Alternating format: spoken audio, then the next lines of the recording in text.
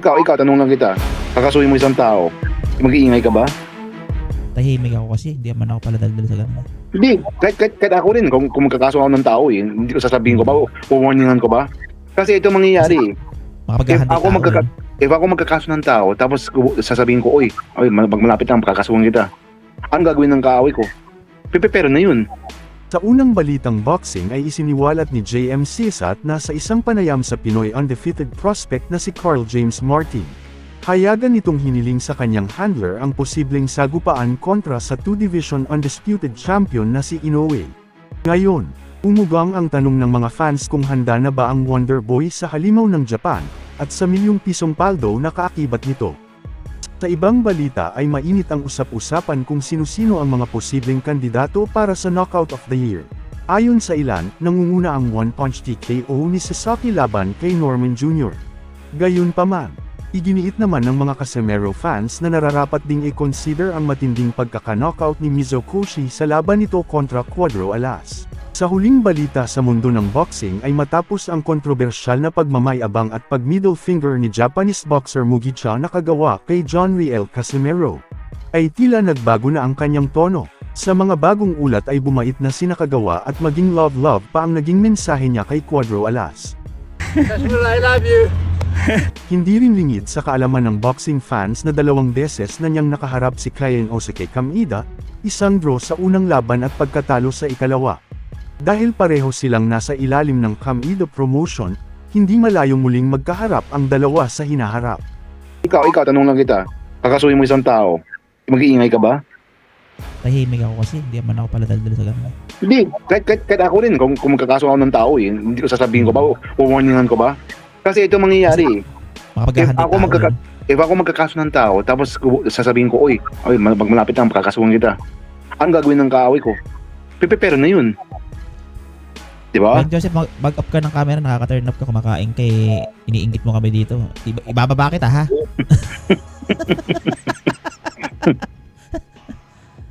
Sa akin na to, Diego, no? Ang natatawa kasi ako ito,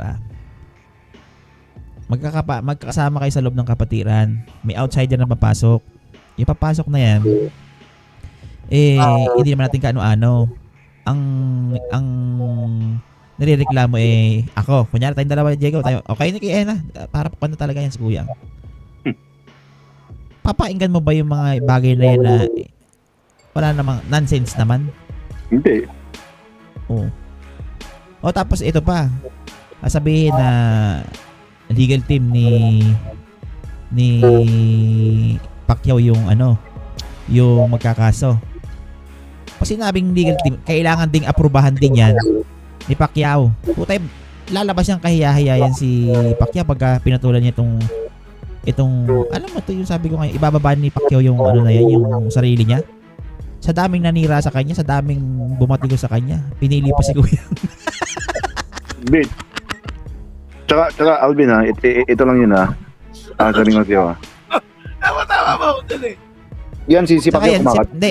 Si Pacquiao, pipigilin niya si SB magsalita kung talagang close sila ni SB. Hoy, SB, huwag ka magsasalita. Hayaan mo yung legal team ko kumana dyan para matahimik si Joseph Rivera. Ba nakakatakot dun sa kasuhan? May minartir ba? May ano ba? Wala naman pasisikatin lang lalo nila si Kuya Joseph. Yup. Tapos ang mangyayari dyan, si Kuya Joseph, inile-level nila kay Manny Pacquiao.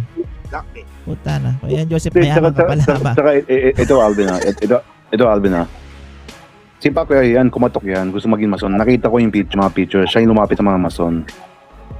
Sa ginagawa ni SB, ito ewan ko lang sa ginagawa ni SB, you're compromising his membership to the Freemasonry.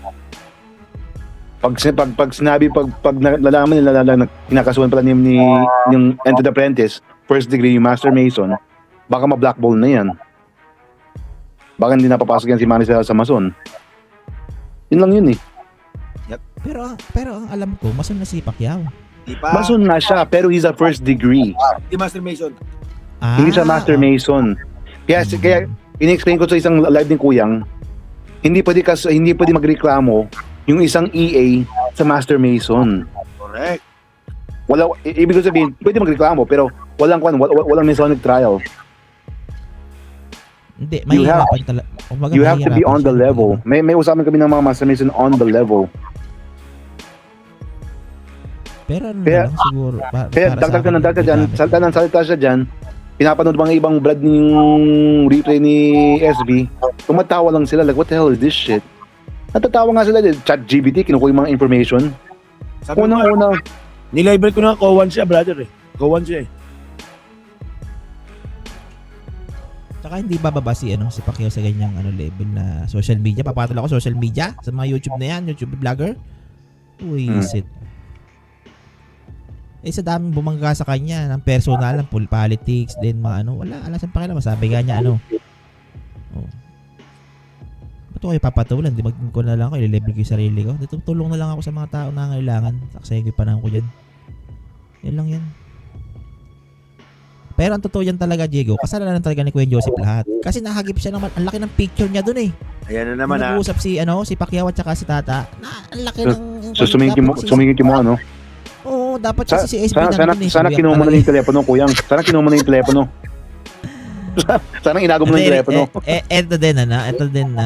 Ito din masasabi ko ha. Sige. Ipagpalagay na nating totoo na ipinasa lang ng kausap ni Tata yung telepono kay Pacquiao. Sir, Senator, si Casimiro, ito. Kung walang pake si doon, ba't yung kakausapin siyang tao, di ba? Mhm. Yun lang yan. I-congrats mo isang tao, okay na yun. Siya, ang tanong, siya ba, na-congrats ba siya minsan ni SB? Hindi. Siguro puntahan niya, Senator, pwede mo naman ako i-promote mo yung yung vlog ko, mga ganun, pero yung congrats ka dahil sa pagka-panalo mo, di ba? Wala yun. Yeah.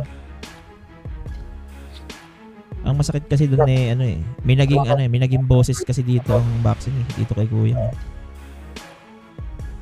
Hindi na paghahalataan lahat ng mga galaw-galawan nila diyan.